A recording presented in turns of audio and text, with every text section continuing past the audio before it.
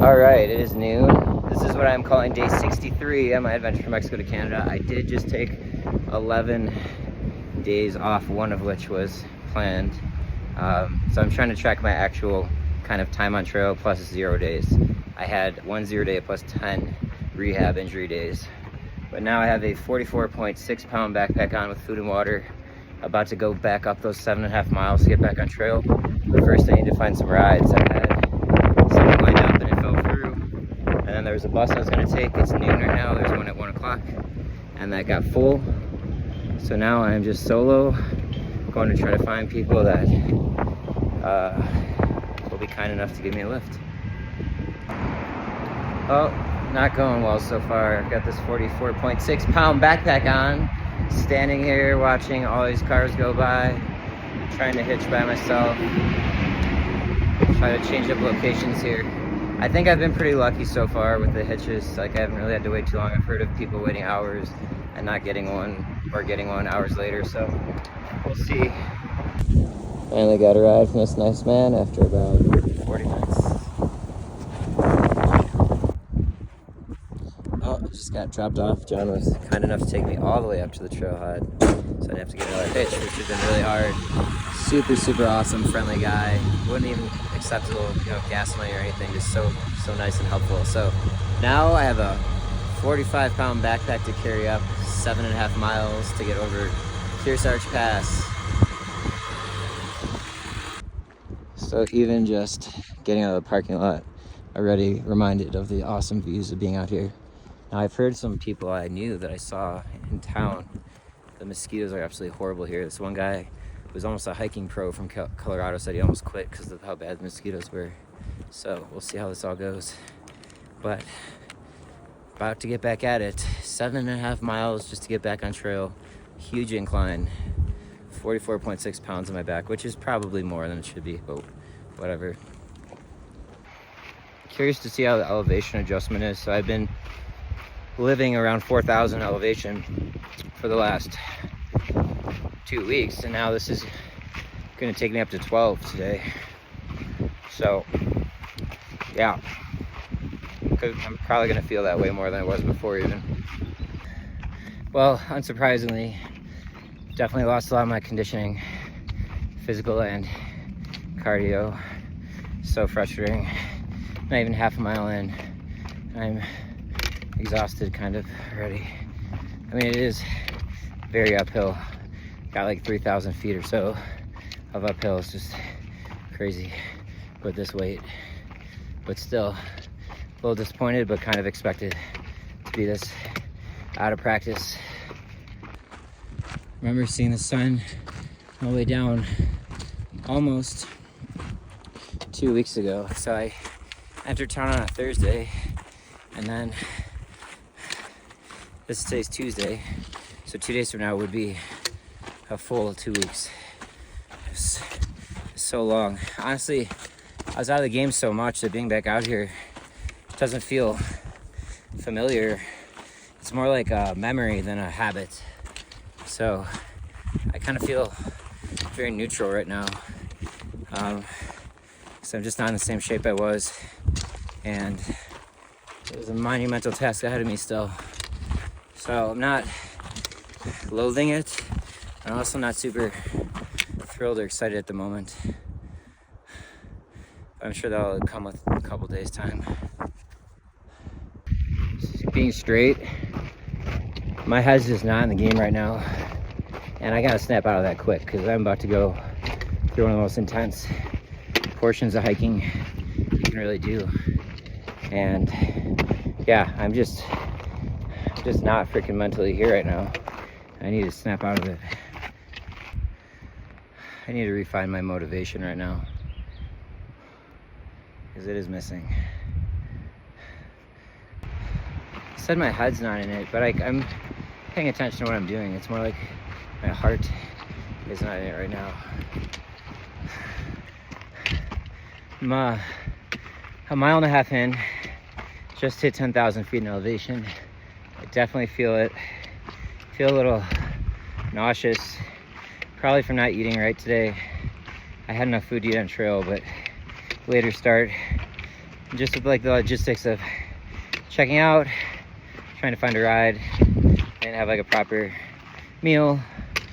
But I think it's mostly elevation driven, adjusting quickly. It's also pretty hot, the weight of the pack, and the steep incline gain. But I had to say, I had really grown to like my own stench of BO.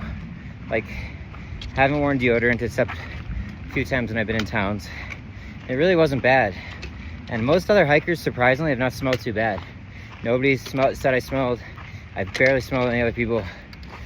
But today, I came out of the shower in my hostel dorm, the absolute worst smelling person I've ever heard in my life, and other people in the dorm felt the same. It was really bad. One sec. So it's ruined it for me. I smell my own and I'm thinking of that. It's giving me a headache. But yeah, it was truly one of the worst smells, most foul things I've ever smelled in my whole life. And the crazy thing is, it was one of the most attractive girls I've seen on this trail. Who is coming from? Probably one of the top 2 or 3 hottest girls I've seen yet. It was the worst smell ever. Horrible. Beautiful sight. And I'm still just reflecting on the gratitude I have for John picking me up, giving me a ride all the way to the trailhead out of his way. So nice of him. So I wouldn't be able to be doing this right now if it wasn't for that generosity. One other thing we're sharing, 2 things. One of my absolute best friends, I would say he's more like a brother to me than a friend, Joe Blum, who I grew up with. We were actually born a matter of hours apart from each other in the same hospital. So, as someone who's very spiritual, I think there's definitely significance to that. 2, told me a few days ago he had a dream that I died hiking on the trail in the Sierras, and that I was trying to call for help, but I dropped my phone or something. So, it's quite the omen. Good news is, I don't fear death, and I doubt it'll happen, but I do think dreams can be very metaphysical and meaningful at times. So, also have that. Thinking about, but not really, it just came across my mind for a second. The second thing is, I'll post it as a separate video, but I went to see the ancient pine forest yesterday, and it's the oldest living things in the world. Trees that are 4,700, almost 5,000 years old. Pretty cool. So I'm leaving where I started near Independence through Kearsarge Pass, and I need to get to Mammoth is the plan. It's 130 miles, including these side trails, 7.5 plus small side trail on the other end, I believe. Now, the reason I'm including those is because, not for the PCT, I won't include the mileage for that, but for my calculations of how much food I need. So I brought 7 days worth of food. That equates to about 17 miles a day. And remember, not all miles are created equal. These are a lot harder ones. And I'm just starting out, so I want to take it slower so I don't re-injure myself. Knock on wood. I mean, please, I just need to stay healthy and deal with the rest of this stuff. But these injuries are debilitating. So, I would love to, I'm going to take the time to enjoy scenes like this a little bit more. That said, I still got a lot of work cut out for me. That's still a lot of mileage, I think, to do. Well, 3 miles in, just had to stop to eat a really late lunch. It's almost 4 o'clock, but this is something I've been making a lot of. I take cheese, which usually lasts 2 days or so, 2-3 days. And I found these meats that say keep refrigerate after opening. So they're like, kind of like salami or prosciutto. And then tortillas, so it's almost like a deli sandwich. But I only do that for my first few days out, because then cheese could go bad. Looks like those are a few ancient bristle cones. The trees that were in that special ancient forest we went to. Well, I'm at 11.5 in elevation.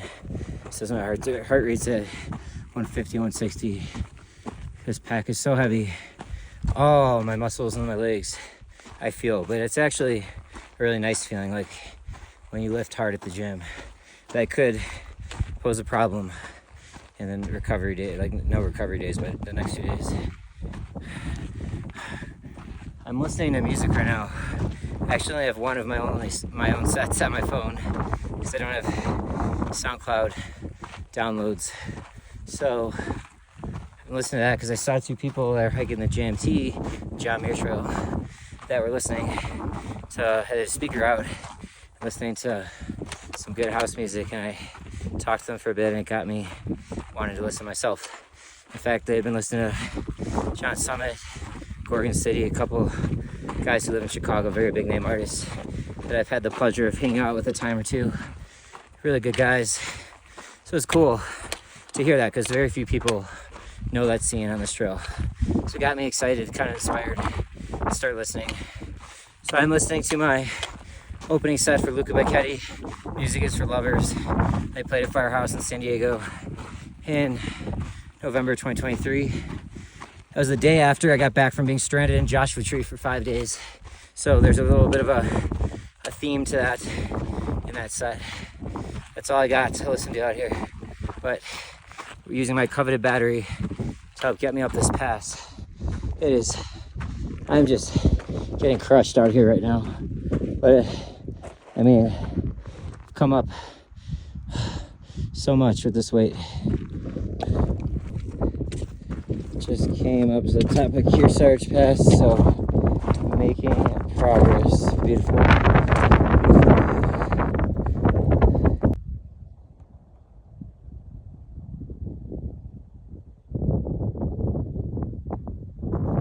Oh, well, I was taking a water break and saw Grace, who's wonderful, and someone that Figs and I met Figs met when we were in Idlewild, like mid to late April, so a long time ago. So it's really nice to see a familiar face that's been on the trail for this whole time. Hi, everybody.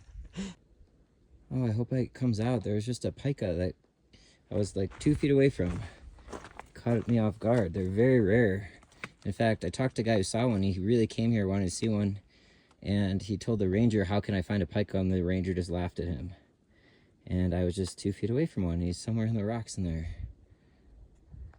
That's too bad. I just missed it with my camera. And this pack's just way too heavy to stand here waiting. So, but pikas are really cool.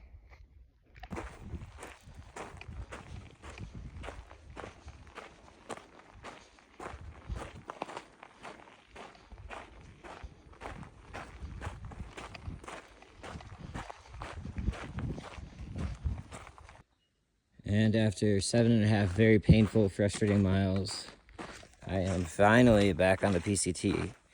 Now, the really frustrating thing at the moment is my hip sciatic nerve issue. Seems okay on the side that was injured, but the other side is hurting in the exact same unidentifiable spot. Like, I can never replicate the pain. I can't pinpoint and touch it. I really have no understanding what my clear diagnosis was from the people I talked to. So whatever the heck this is, it's now flaring up on the other side. It's just like one freaking thing after the next.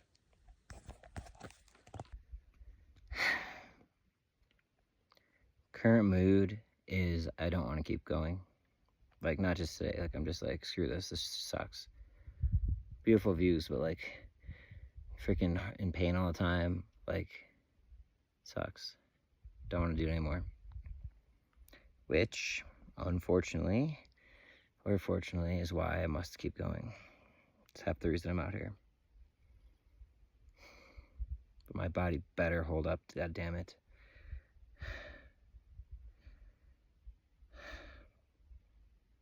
Just sitting here right now, my right glute, sciatic, nerve, whatever bullshit is fucking hurting, throbbing.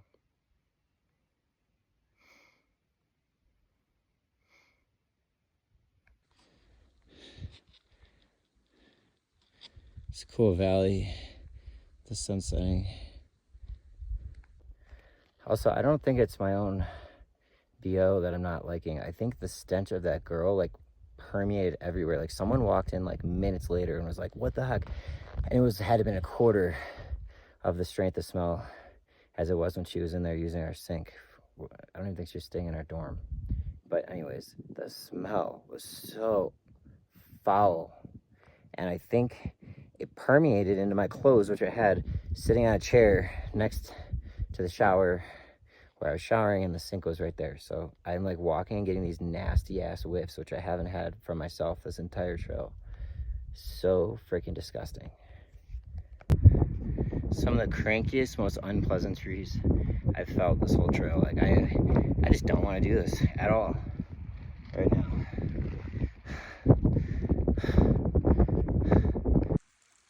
Found the spot that I was planning to get to. Thankfully there's one camp spot left. It's a long first day back, but I got back on trail, which is good, and we'll continue tomorrow, so see y'all then.